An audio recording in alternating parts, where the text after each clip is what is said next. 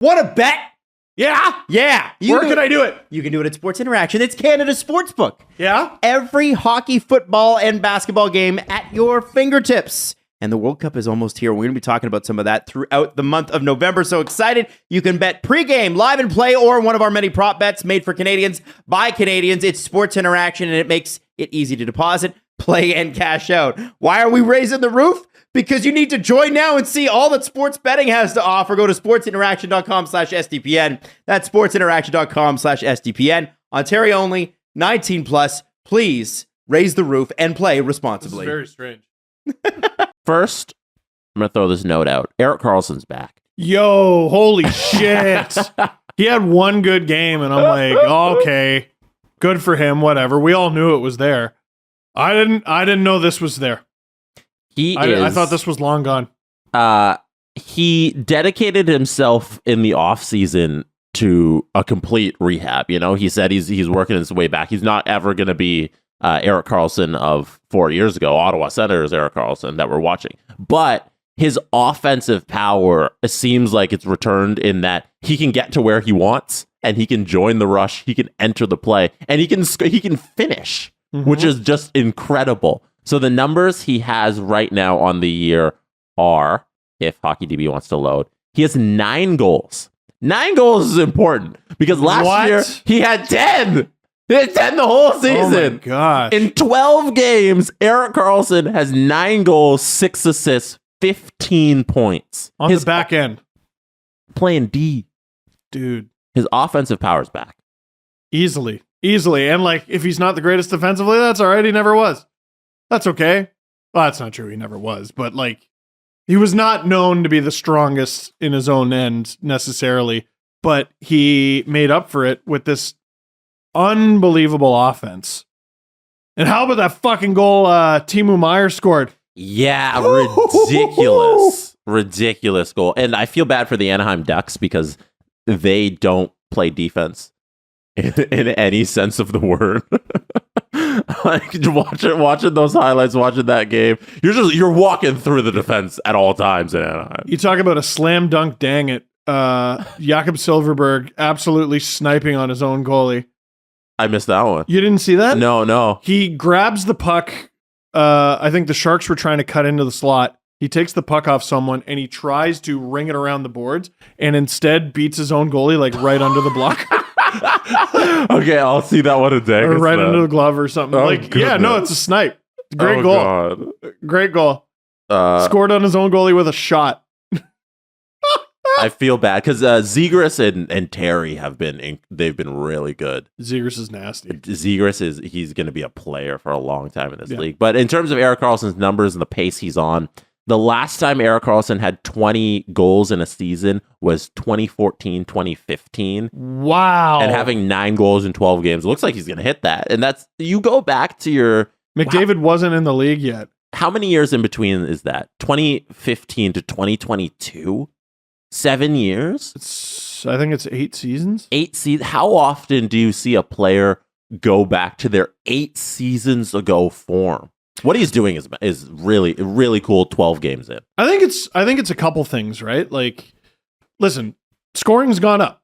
Mm-hmm. It's gone up. 6-point games and all these hat tricks. I know there's a little bit of early season shine, but like Rasmus Dahlin scoring in 5 straight games. Greatest defenseman of all time, Rasmus Dahlin. McDavid is averaging a goal and an assist a game. McDavid's next. Yeah, okay. So like, but with the way things were going last season and obviously creeping into this season, it seemed like the NHL was starting to be built for a guy like Erik Karlsson after Erik Karlsson's abilities had left him.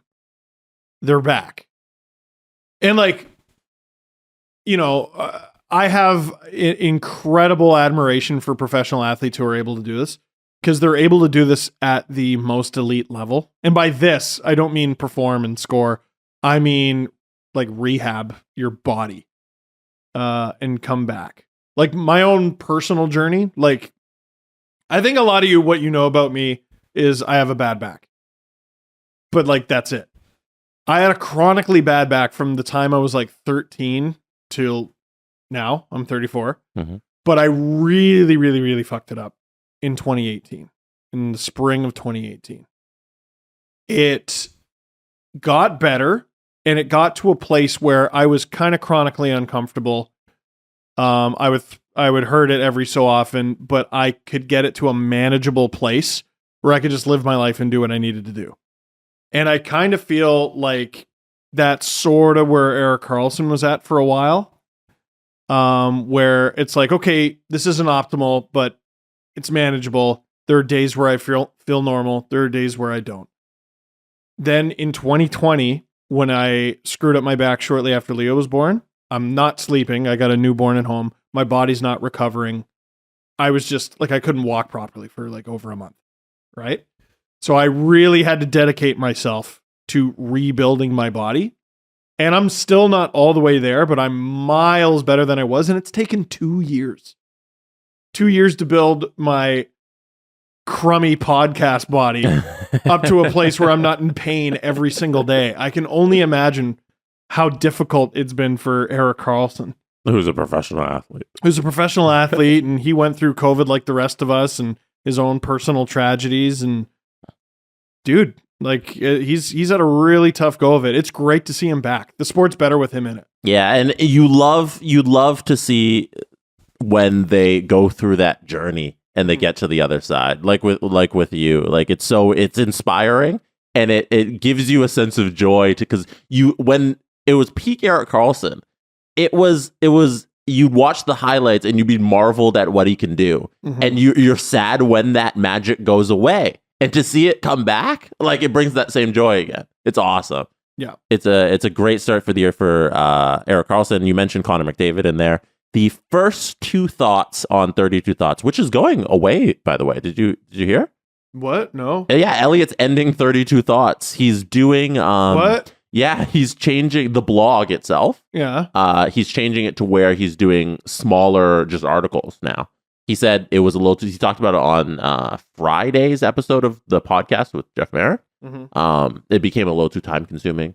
It was taking a little bit of time to fill through 32 thoughts each time. And it came to a point where there's too many other obligations as being a rights holder at Sportsnet. You got to do TV, you got to do podcasts, all that. That's got to be hard. So, yeah. Well, because he's banking stuff for a week. And for some stories, it's not a week, it's several. Mm-hmm. And I mean, I've rarely read through a 32 Thoughts and not been like, how the fuck, where did he find the time to write all this? Yeah. This is really long. Sometimes it's like, it's 25 thoughts that have been stretched out to 32 because that's just the number or whatever, you know? That was one thing Mike Cormack, who's now with the Toronto Star, was with The Athletic, was with Sportsnet. He hammered into me like, no, you got to be more concise with your writing, because I'd write flowery and long and everything, and then 32 Thoughts would come out, and I'd be like, "What the hell? That's the most successful thing we have." Yeah, it's the number one blog, and it's 90 million words. But yeah, no, good for Elliotte. So his writing is going to change, but that's a side point. Okay. As I quote 32 Thoughts. See, this one here, actually, it's already begun to change because this was 23 Thoughts. Oh, so he's already dialed back. It's already changed a little. Number 1 and 2 of the 23 Thoughts this time. Connor McDavid has 11 goals in 10 games, on pace for 90. Just imagine how incredible that chase would be. Oh, so he's gone up from when I read his stats. Oh, yeah, because he scored a bunch last night. He was on fire. It was a great game. Seriously, think about it. McDavid took 314 shots last season, his career high by 40. He's on that trajectory once again and shooting at a ridiculous 30%. The NHL record is 32.8% by Charlie Simmer in 1980-81. He scored 56. Charlie Simmer. I thought it was Craig Simpson. Oh, no, Craig Simpson's career. No, okay. Career. The single season is Charlie Simmer. Oh, okay. Yeah. I was like, is that Craig Simpson's nickname? I don't think it is.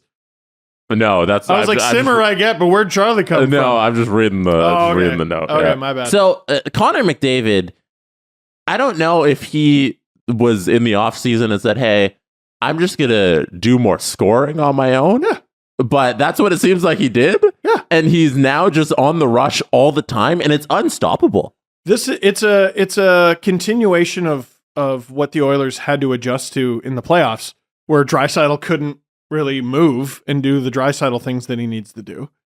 So Evander Kane picked up some of that slack, but McDavid's picking it up, and it was either Freege or Merrick on one of their shows. CJ might have said it too. Is like, what if McDavid just decided to score more? Mm-hmm. I'm not going to play make. I'm just going to score more. If the lane's there, I'm going to take it. No one's going to beat me because I'm Connor McDavid, and I'm just going to score. And now he's scoring at over a goal a game pace, and it's November now. His goal pace is going up. Up. Now, he did this last year where we talked to him, and Draisaitl did this last year where they were on like 180-point pace, and we were talking about, are we going to get the first 150-point guy since Yager, I think? And he ended up at 123. What a bum. But it shows you how hard it is to get to that pace and maintain it throughout the season. He's obviously feeling great. Mm-hmm. I want to see how long he keeps it up. Listen, Matthews won the Hart. Matthews scored 60. It was really cool. It's McDavid's league. He's well on his way to another Hart trophy, another Art Ross, and honestly, maybe his first Rocket. I think it's a mission for him this year to win the Rocket, and I think I'm trying to think about how, in any other sport right now, is any other player so far and away the best in the league?